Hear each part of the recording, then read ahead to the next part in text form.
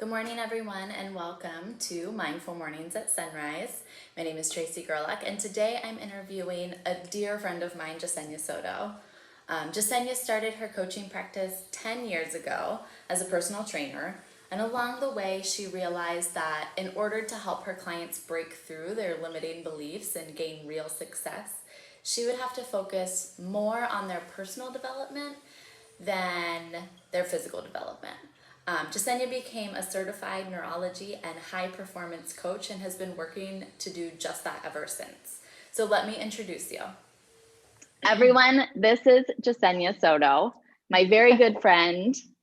And may I add that we were college roommates and in a sorority together. Jessenia, welcome to Mindful What's Mornings going at on, Sunrise. Tracey? Everything. Thank you. Everything. But it's not morning there. No, it's not. It's actually like almost 2. So 2 p.m. We're about like 5 hours ahead? I think. Where are Puerto you? Rico's like Philly time. So I'm in the UK, in North UK, in Yorkshire. Wakefield, Yorkshire to be exact. This is more like I go for a run and there's sheep and cows and stuff. It reminds me of our college town, Lockhaven, Pennsylvania. Yeah, and being someone from Philly, I'd be one of those, look, cows. I still get excited to see them. So like the other day, a cow like licked my hand while I was running. I was like, well, I wasn't running. I stopped to say what's up. Yeah. You should wash your hands. I did. There's so much more to worry about than cow spit, right? It's true. It's probably the safest spit to come into contact with. Exactly. So, Jessenia, you are a neurology and what coach? And high performance coach. High performance coach. So I just want to take credit for all of your success real quick because I'm pretty sure that I was your first client when we were in college, right? Yeah, basically. Jessenia got me through hard times. You basically inspired me to help people's mental capacity and to push them towards positivity and success in their life. Yeah. Thank you. I appreciate you. All that you've done. You're welcome. And that's the beautiful bit too. I think it's also there to teach us that it isn't about the end goal, it's about the journey. Because who are you becoming on the journey of figuring all this stuff out? And that's the juice, Yeah. And I love that. I mean, we met when we were 19, 18 maybe, God. And have seen each other through very interesting journeys. Dude. When you first met me, I only dated guys. Yes, that's true. Now I'm ever loving, evolved being. So no, it's really nice too. I think the beauty about something like, especially the sorority, is that we can be not 100% in our lives, but when we connect, it's just like we left off again, which is so beautiful. But we've also got to kind of root each other on through becoming a grown adult.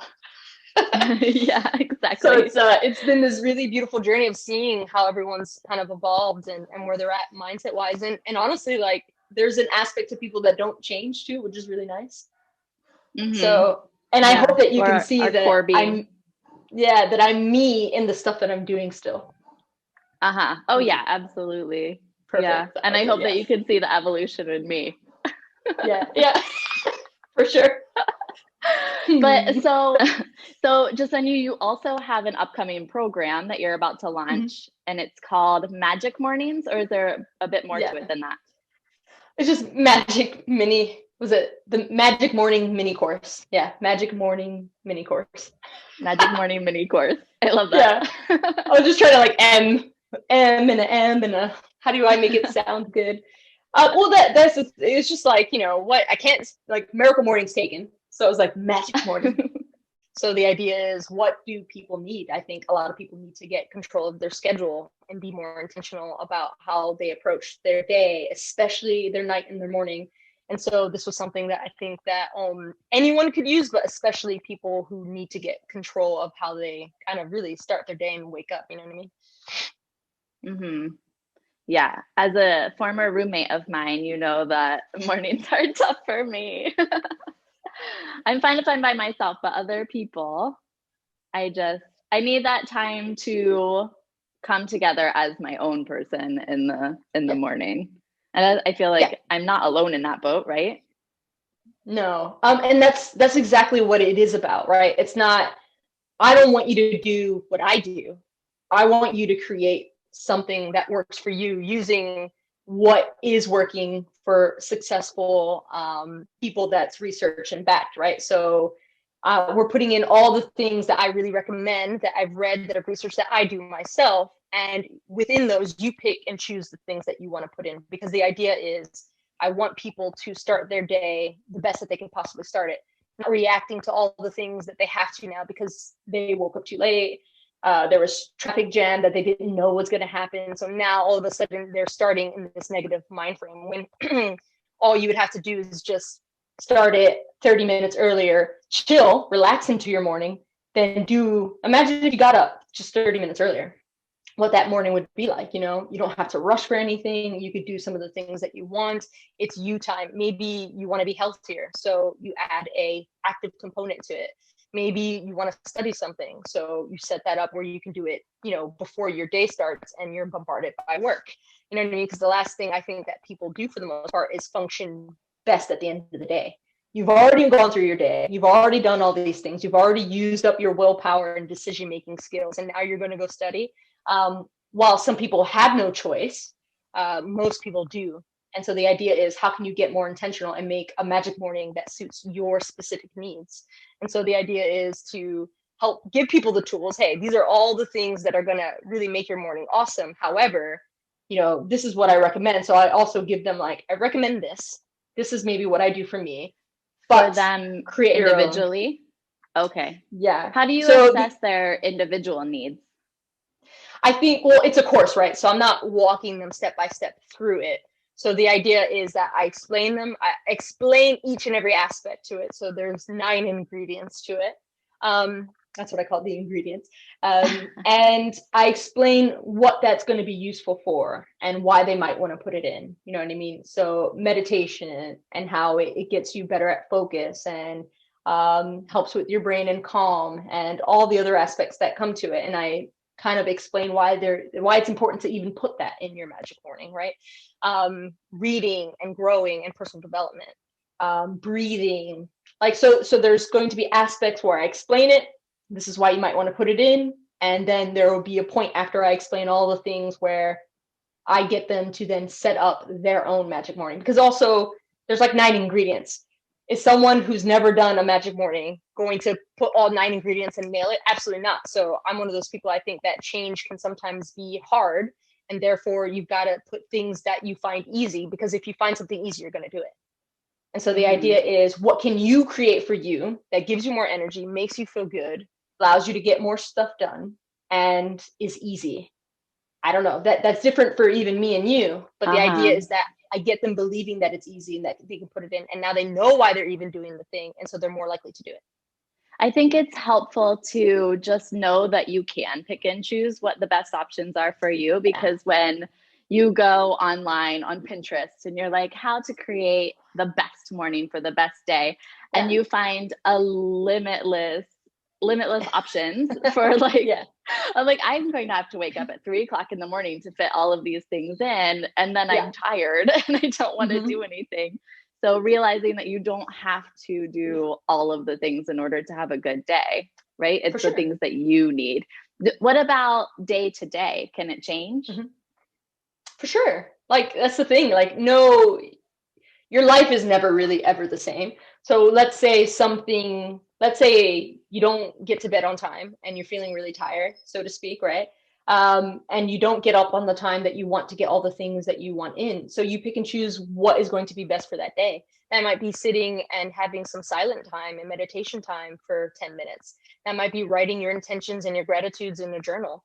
But the idea is, you know what you need, because now you've been doing it, and or you know why it's important, and you can put into place at least 1 or 2 of those things that you know are going to be helpful for you. Like, shit, I don't know if Kristen's loud, but I don't have time to do all my things, and I'm just going to sit here for 10 minutes.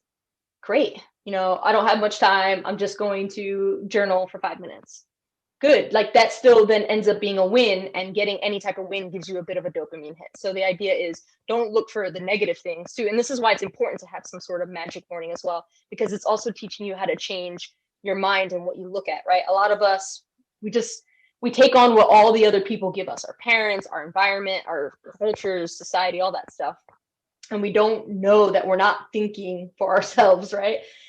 So a magic morning allows you to start to reframe how you view and see things.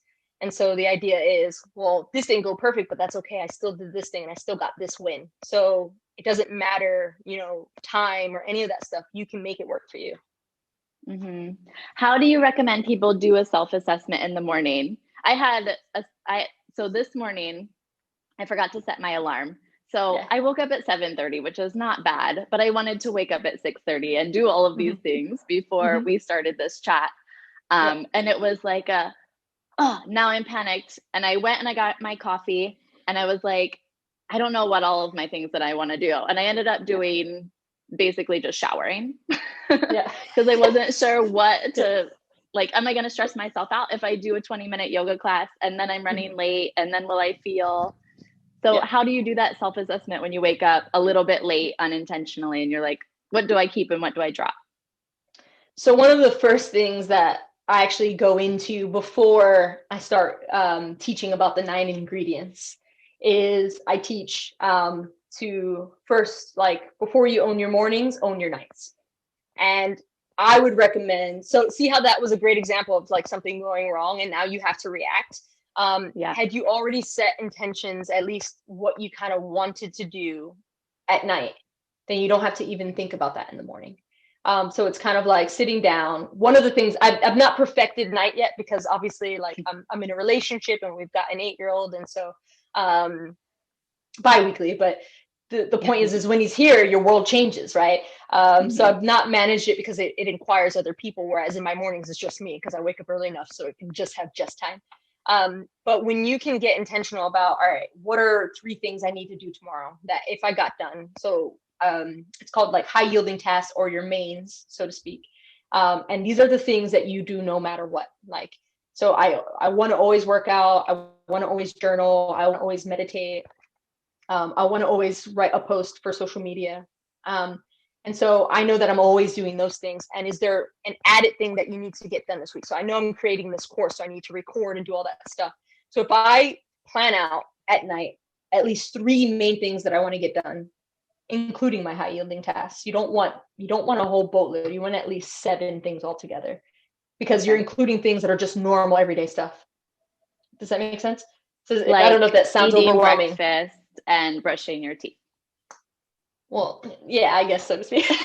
She's like, yes, those are normal things for me. Wins. Well, good, right? And so that could be just it. Like, it's super simple, but the idea is like, for me, I've got like 5 things that I'm generally doing on a day-to-day things, and then I include maybe 3 more that are work related.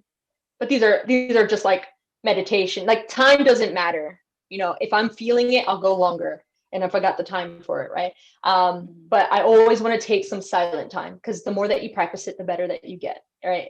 Simple as that. But the idea is, anyways, to like, let's not overwhelm someone. Let's just say 3 things. You write 3 things that you want to get done at night. You set intention, like, if I got these 3 things done, tomorrow would be a home run, right? And that way, if anything were to happen in the morning, you're like, well, I've got these 3 things. I know it needs to get done, because only you know what's important and what needs to get done. So I can't set that up for you. But that's an easy kind of trick to like, all right, I know I need to get these 3 things done. Crap, I didn't wake up on the time that I want to get up, but I know what I need to get done. I need to write a post. I need to interview Jess, and I need to hand in that report, right? Great. Now you're not like running around, and you just handle one thing at a time. And here's the thing. I think it's important that, like, cut yourself some slack, right? Love on yourself and be like, we're human. Like, stuff happens. Like, you can always make tomorrow better, and you can always count something as a win. The problem is that we see everything, we go straight to the negative stuff. And you've studied like positive psychology. The idea is like, great, I didn't want this outcome, but how can I avoid it for next time? You know what I mean? And maybe it's set 2 alarms, maybe it is taking on this new information of like, all right, I'm going to set 3 things I want to get done at night. And that way in the morning, I know exactly what I want to work on first. So planning for the future. And also I feel like acceptance is a piece of it too, because you don't also have control over the future, but you have control over the here and now. And I can ruin my day by being angry at myself for waking up an hour later than I wanted to. Or it could be like, well, this is what's happening, so Yeah. this is what we'll do with it. So I'm wondering if Yeah. you could walk us through a breathing activity as an example of how we can relax to start our day successfully. For sure. So especially if your mind's really talkative. So there's two different breathings that I do in the morning. One is sometimes like the hyperventilating one, where it's like in out really fast and you're moving with it, and that's just to wake me up. So it gets your blood flowing, gets oxygen circulating, and I like to do that, especially when I need to wake up. But then the other aspect is, especially if you've got a noisy brain, is kind of starting and getting that parasympathetic nervous system active. And so what we're going to run through is 5-second inhalation. So deep breath in for 5 seconds, nice and slow. So a lot of people go, right? No, that's basically hyperventilating. It'll be more like, and you want to fill your belly with air. So you want a big, deep diaphragmatic breath, right? Not just chest, right? Get ready. Diaphragmatic, right? And then we're going to pause for 1 or 2 seconds, and then we're going to let it out through our mouth. 1, 2, 3, 4, 5, right? And so we'll run through, you can run, I recommend at least 5 to 10. But for this example, and obviously the recording, we'll probably run through maybe 2 or 3. Okay. All right, so you ready? Okay. I'm ready. So, and here, look, like just take one deep breath, close your eyes. Take one deep breath to in. Nice deep out. And like, here's the thing, really quick, you can open your eyes if you want. Like, one thing I want to stress to people, and I want eye contact, like, don't worry about what people might think of you for breathing loudly. I know that I used to when I first started this stuff, like when you work out or when you're doing yoga, you don't want to be that person that's breathing loud, but think about the yogi pros and all those people, like they're taking loud, deep breaths. And what you want to do is just feel into the moment, let it happen, let your body do the work, and don't worry about anybody else around you. Okay. All right. So close your eyes. We took our deep breath. So we're going to go 5 seconds in 3, 2, 1, and in. Hold for a sec. And out through your mouth. 5 seconds.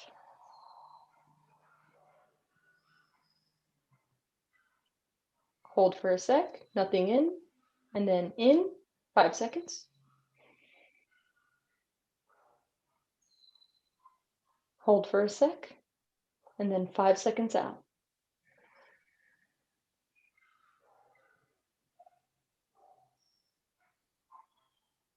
Good.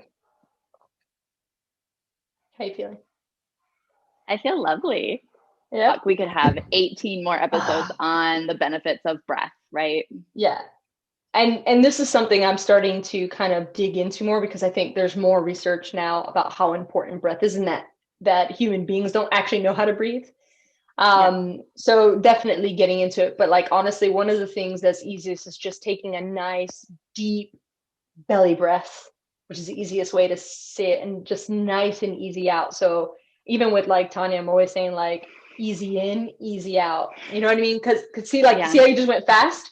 Like that's, so people will go slow in, but then so they don't know how to control it, right? And so the idea is that, and this is one thing with meditation, is you can work on your breathing with mindfulness in meditation by just kind of counting and focusing on breath. So, and that is the thing, like people like struggle. I know that I've deviated a bit, but people struggle with meditation is because you're overthinking it. Just like the idea is focus on something, like, and that's one aspect, that's one kind, but I think that that's easier. You can focus on love, you can focus on your breathing, you can focus on who you want to become, so future you. The idea is that it's just getting you to focus, and then if something comes in, like, that's cool, like we're human, that's natural, just shoo it away and go back to focusing on something.